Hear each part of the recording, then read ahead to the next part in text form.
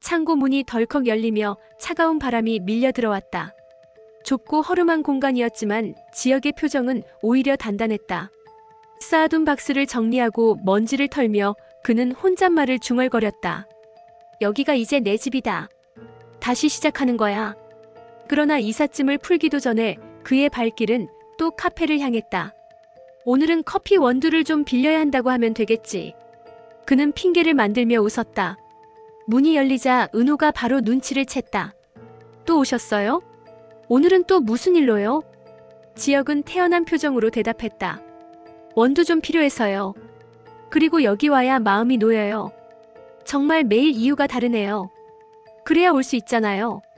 은호는 짧게 한숨을 내쉬었지만 입술 한쪽이 미묘하게 올라갔다. 그 시각 상철은 낡은 독서실에서 답안지를 확인하고 있었다. 시험 합격 통보를 받은 순간 그의 눈가가 젖었다. 붙었어. 그는 떨리는 손으로 전화를 들고 다정을 찾았다. 여보, 나 드디어 해냈어. 다정은 주방에서 달려나와 그를 부둥켜 안았다. 여보, 내가 당신은 반드시 될 거라고 했잖아. 정말 잘했어. 상철은 눈물을 삼키며 말했다. 내가 아직 쓸모있는 사람이구나. 이제 다시 시작이야. 그러나 그의 기쁨은 오래가지 못했다. 곧 몰아칠 풍파를 그는 알지 못했다. 그 무렵 은호는 오랫동안 바라던 프로젝트를 맡게 됐다. 이 현장은 내가 반드시 성공시켜야 해. 그녀는 헬멧을 쓰고 도면을 확인했다. 그때 팀장이 다가와 말했다. 이번 의뢰인 쉽지 않을 겁니다. 까다롭기로 유명하거든요. 은호는 미소 지었다. 괜찮아요. 전 준비됐으니까요.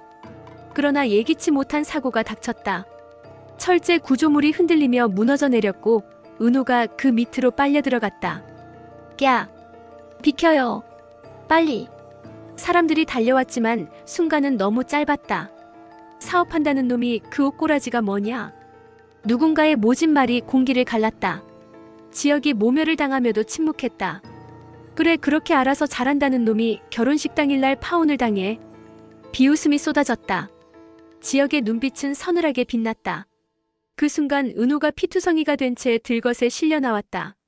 은호씨. 지역은 달려가 그녀의 손을 잡았다. 의사 불러. 빨리. 집에서는 또 다른 대화가 오가고 있었다.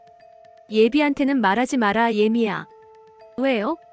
그래도 알아야 하지 않겠어요? 예비한테 말하면 내 가출한대. 웃음과 눈물이 뒤섞인 대화는 집안의 오래된 상처를 건드렸다. 그날 밤 성재는 지역을 노려보며 말했다. 은호 씨는 제가 데려다 줄 겁니다. 지역은 차갑게 받아쳤다. 은호 씨의 의사는 물어봤습니까? 너 선재, 이 자식. 땀만 먹은 거 아니야? 키다리 아저씨 그만두기로 한 거 아니야? 성재의 눈빛이 흔들렸다. 관심 없는 여자한테 시간 쓰는 남자는 없어. 나 이제 솔직해지려 해. 대화는 갈수록 날카로워졌다. 호적 빼고 졸업증명서, 재산세 내역까지 다 알면 그 사람을 다 아는 건가요? 그건 제일 껍데기만 아는 거죠. 지역의 목소리가 격렬하게 터져나왔다. 난 은호 씨의 껍데기가 아니라 그 속까지 보고 싶습니다. 은호는 눈물이 맺힌 채 두 사람을 바라봤다. 세상에 사랑에는 두 가지 종류가 있어. 장수가 중얼거렸다. 내가 먼저 하는 사랑. 남이 먼저 눈치채는 사랑. 그의 말은 마치 예언처럼 울려 퍼졌다. 병원 응급실 앞 붉은 불빛이 긴박하게 깜빡였다. 의사와 간호사들이 들것을 밀며 뛰어들어갔다. 그 위에는 얼굴이 창백해진 은호가 있었다. 은호씨, 은호씨. 지역은 그녀의 손을 붙잡으려 했지만 간호사가 가로막았다. 가족만 들어갈 수 있습니다. 잠깐 비켜주세요. 제가 사실상 가족입니다. 제발. 그러나 문은 차갑게 닫혀버렸다. 지역은 주저앉았다. 그 순간 성재가 도착했다. 뭐야, 어떻게 된 거야? 지역은 이를 악물며 대답했다. 현장에서 사고가 났어. 구조물이 무너져서. 성재는 믿기지 않는다는 듯 고개를 흔들었다. 은호 씨가 왜 항상 이런 고생을 해야 돼? 도대체 내가 곁에 있어서 뭐가 달라졌는데? 지역은 벌떡 일어나 성재의 멱살을 붙잡았다. 그만해. 지금 그런 말할 때가 아니야. 성재도 지지 않았다. 아니, 지금이니까 말하는 거야. 넌 은호 씨를 지켜준다고 큰 소리 쳤지? 근데 결과가 뭐야? 다쳐서 저 안에 누워있잖아. 의사들이 들락거리며 상황은 점점 긴박해졌다. 환자 상태 불안정합니다. 혈압 떨어집니다. 간호사의 외침에 두 남자는 동시에 굳어졌다. 그 시각 상철은 집에서 합격증을 붙잡고 있었다. 하지만 곧 전해진 소식은 그의 마음을 무너뜨렸다. 당신 그 시험 다시 확인해야겠어. 다정의 목소리가 떨렸다. 뭐? 무슨 소리야? 인터넷에 글이 올라왔어. 이번 합격자 중에 부정 의혹이 있다는. 상철은 눈을 크게 떴다. 말도 안 돼. 난 내 힘으로 했어. 나도 알아. 근데 사람들은 그렇게 생각 안 해. 상철의 손에서 합격증이 바닥으로 떨어졌다. 이 세상이 왜 이래? 내가 뭘 더 잃어야 하는 거냐? 다시 병원. 수술실 불빛이 꺼지고 의사가 나왔다. 환자분은 다행히 큰 고비는 넘겼습니다. 하지만 회복하려면 오랜 시간이 필요할 겁니다. 지혁은 눈물이 맺히며 허리를 숙였다. 감사합니다. 성재는 한숨을 내쉬며 벽에 기대섰다. 그러나 두 사람의 눈빛은 다시 부딪혔다. 성재가 먼저 입을 열었다. 앞으로 은호 씨 곁은 내가 지킬 거다. 지혁은 단호하게 고개를 저었다. 아니, 내가 할 거야. 난 은호 씨 없이는 살 수 없어. 성재는 비웃음을 터뜨렸다. 넌 집착일 뿐이야. 진짜 사랑은 상대가 원하는 걸 해주는 거라고. 은호가 병실 안에서 미약한 숨을 내쉬고 있을 때 두 남자의 갈등은 더욱 깊어졌다. 집안에서도 폭풍은 몰아쳤다. 조옥래는 손주들을 바라보며 말했다. 예비한테는 말하지 마라, 예미야. 저 아이까지 알면 더 무너진다. 다정은 눈시울이 붉어졌다. 근데 언젠간 알게 될 거잖아요. 숨긴다고 될 일이에요? 옥래의 목소리가 갈라졌다. 예비한테 말하면 내 가출한 데이 평생 원망할 거야. 그 말은 오래된 상처를 다시 파고들었다. 집안 공기는 숨막히게 무거웠다. 며칠 뒤 은호가 의식을 되찾았다. 창백한 얼굴로 눈을 뜨자 곁에는 지혁과 성재가 동시에 있었다. 은호 씨, 괜찮아요? 은호야, 내가 왔어. 두 목소리가 겹치며 은호는 눈을 질끈 감았다. 제발 두 분 다 나가주세요. 전 혼자 있고 싶어요. 지혁은 멍하니 서 있었고 성재는 입술을 깨물며 밖으로 나갔다. 복도에서 두 사람은 다시 부딪혔다. 성재가 차갑게 말했다. 선재, 이 자식 땀만 먹은 거 아니야? 키다리 아저씨 그만두기로 한 거 아니었어? 지혁은 고개를 들며 맞받았다. 관심 없는 여자한테 시간 쓰는 남자는 없어. 난 이제 내 마음 숨기지 않을 거야. 성재는 눈빛을 부릅떴다. 그럼 전쟁이네. 좋아, 해보자. 병실 안 은호는 천천히 몸을 일으켰다. 아직 회복이 덜 되어 머리가 어지러웠다. 그러나 문 앞에 서 있는 두 남자의 그림자는 분명히 느껴졌다. 은호 씨, 천천히 해요. 움직이지 마요. 지혁이 다가오자 성재가 가로막았다. 은호야, 물은 내가 떠줄게. 저 사람 신경 쓰지 마. 은호는 두 손으로 얼굴을 감싸며 힘겹게 말했다. 두 분 다 제발 나 좀 놔주세요. 지금은 혼자 있고 싶어요. 그 말에 지혁과 성재는 동시에 멈췄다. 하지만 눈빛은 결코 물러서지 않았다. 그날 밤 지혁은 창고방에서 홀로 술잔을 비우고 있었다. 내가 뭘 잘못한 걸까? 왜 그녀는 나를 밀어내는 거지? 그때 휴대폰이 울렸다. 발신자는 은호. 하지만 떨리는 목소리는 곧 비밀을 드러내고 말았다. 지혁 씨, 사실은 내가 감추고 있는 게 있어요. 그걸 알면 당신도 날 떠날 거예요. 지혁은 단호히 대답했다. 아니에요. 어떤 비밀이든 난 받아들일 거예요. 정말이요? 난 이미 당신 없이는 살 수 없으니까. 그러나 통화는 곧 끊겼다. 그 순간 창고 문 밖에서 누군가 지혁을 지켜보고 있었다. 성재였다. 그래, 내 마음 이제 확실해졌구나. 그렇다면 날 막을 수는 없을 거야. 한편 상철은 교재를 펼쳐놓고 앉아 있었지만 글자가 눈에 들어오지 않았다. 합격을 둘러싼 소문이 그를 짓누르고 있었다. 다정이 다가와 조심스레 말했다. 여보, 당신 힘으로 된 거 알아. 난 믿어. 하지만 세상은 쉽게 믿어주지 않아. 상철은 눈을 감았다. 난 평생 정직하게 살았다. 부모도 자식도 다 지켰다. 근데 왜 나만 이런 모욕을 받아야 하지? 여보, 이제 나도 내 방식대로 살아야겠어. 더는 남들 눈치 보지 않고. 그의 눈빛은 흔들렸지만 동시에 새로운 결심으로 굳어졌다. 다음 날 카페에 은호가 나타났다. 아직 회복 중이라 몸이 무거웠지만 그녀는 일을 멈출 수 없었다. 여긴 내가 있어야 하는 곳이니까. 그러나 그녀의 등 뒤로 불청객이 나타났다. 거래처 대표였다. 사업한다는 놈이 그 옷꼬라지가 뭐냐? 너희 같은 애송이가 뭘 할 줄 알아?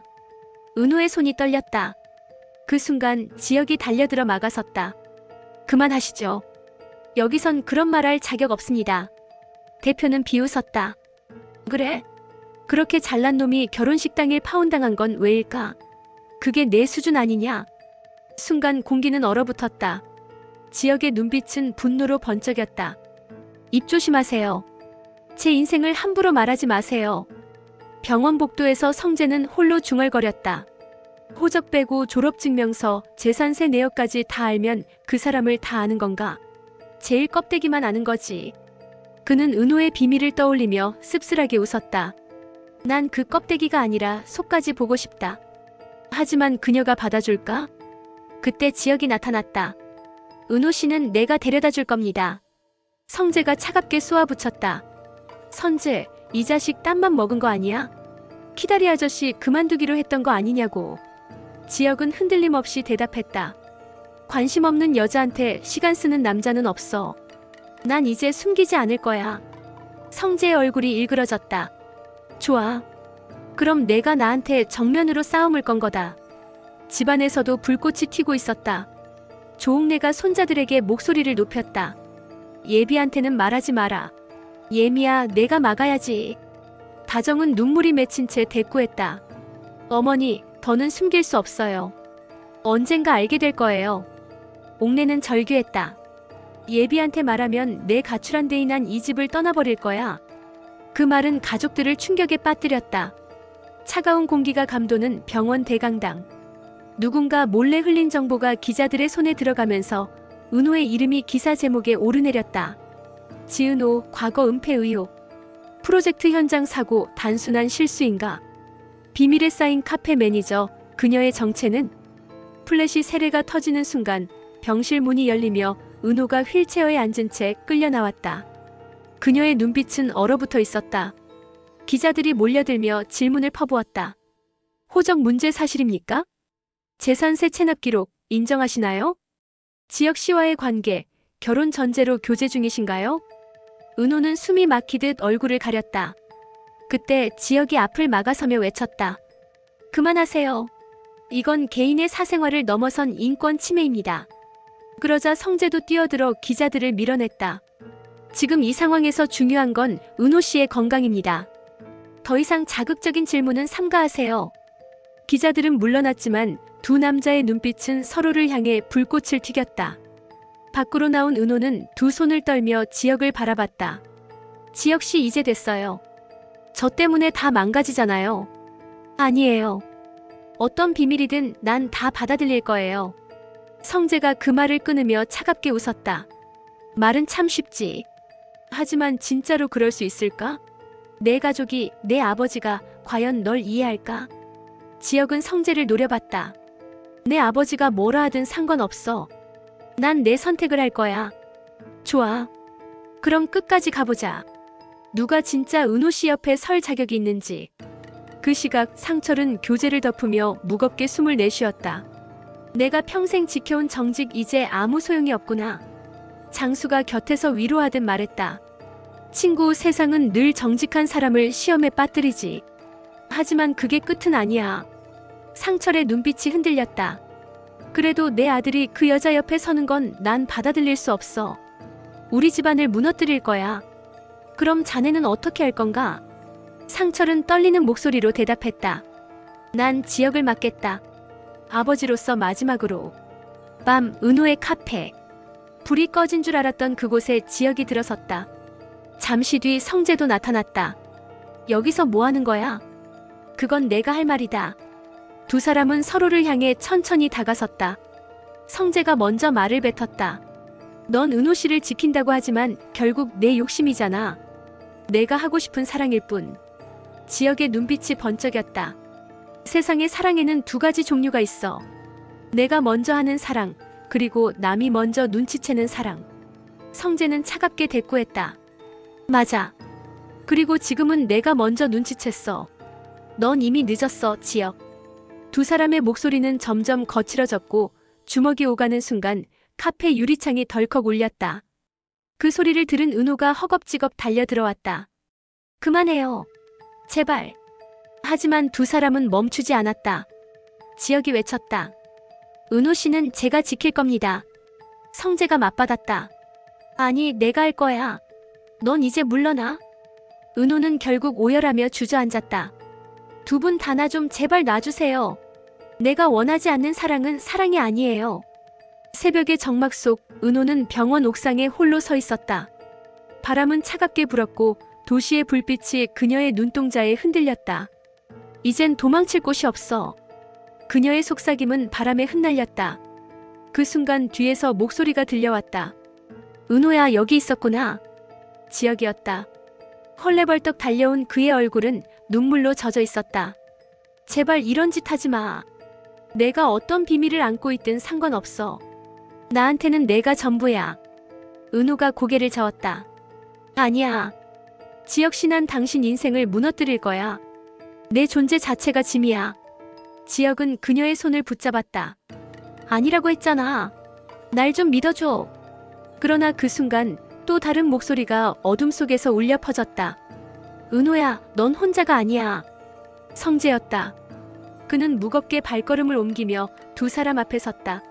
내가 있잖아. 내가 무너져도 내가 다 받아줄 거야. 그러니까 더는 혼자서 고통받지 마. 은호는 두 남자의 손 사이에서 눈을 감았다. 눈물 한 줄기가 그녀의 뺨을 타고 흘렀다. 그 시각 상철은 홀로 술잔을 기울이고 있었다. 합격증은 이미 찢겨 쓰레기통에 처박혀 있었다. 나는 뭐였을까? 아버지로서, 남편으로서, 가장으로서 아무것도 아니었구나. 그의 목소리는 점점 거칠어졌다. 다정이 방으로 들어와 그를 붙잡았다. 여보, 제발 이러지 마. 당신은 이미 충분히 훌륭했어. 하지만 상철은 손을 뿌리쳤다. 아니야. 난 실패자야. 아들 앞에서도 세상 앞에서도. 그는 비틀거리며 밖으로 나갔다. 그가 향한 곳은 지역의 창고였다. 창고 문을 벌컥 열고 들어선 상철은 아들을 향해 소리쳤다. 지혁아, 넌 언제까지 그렇게 살래? 집안을 욕보이고 부모를 실망시키고 이제 그만해. 지혁은 침묵했지만 눈빛은 단단했다. 아버지, 전 이제 제 길을 가겠습니다. 은호 씨와 함께요. 순간 상철의 얼굴이 일그러졌다. 그래, 결국 그 여자를 택하겠다는 거구나. 그렇다면 널 내 아들이라 부를 수 없겠지. 그는 손에 들고 있던 가족 사진을 바닥에 던져 깨뜨렸다. 지혁의 눈에 눈물이 고였다. 아버지. 그러나 상철은 등을 돌려버렸다. 한편 성희는 은밀한 방에서 누군가와 통화를 하고 있었다. 계획은 순조로워. 이제 곧 은호가 스스로 무너지게 될 거야. 상대방이 묻자 성희는 차갑게 웃었다. 지혁이든 성재든 상관없어. 둘 다 내 손바닥 안에서 움직이는 인형에 불과해. 그녀의 눈빛은 서늘하게 빛났다. 결국 이 집안의 권력은 내가 쥐게 될 거야. 며칠 뒤 은호는 다시 카페로 돌아왔다. 하지만 예전의 그녀가 아니었다. 눈빛은 깊은 그림자를 드리웠고 손끝은 떨리고 있었다. 손님이 속삭였다. 저 여자 진짜 지혁 씨랑 이어질까? 아니야, 성재 본부장이 더 어울려. 그 목소리가 은호의 귓가에 메아리처럼 맴돌았다. 그 순간 지혁이 들어와 다가왔다. 은호 씨, 오늘은 내가 데려다 줄게. 뒤이어 성재도 들어섰다. 아니, 난 이미 약속했어. 오늘은 내가 모시기로. 두 남자가 동시에 그녀 앞에 섰다. 은호는 숨이 막히듯 중얼거렸다. 제발 그만해요. 전 더 이상 아무도 믿을 수 없어요.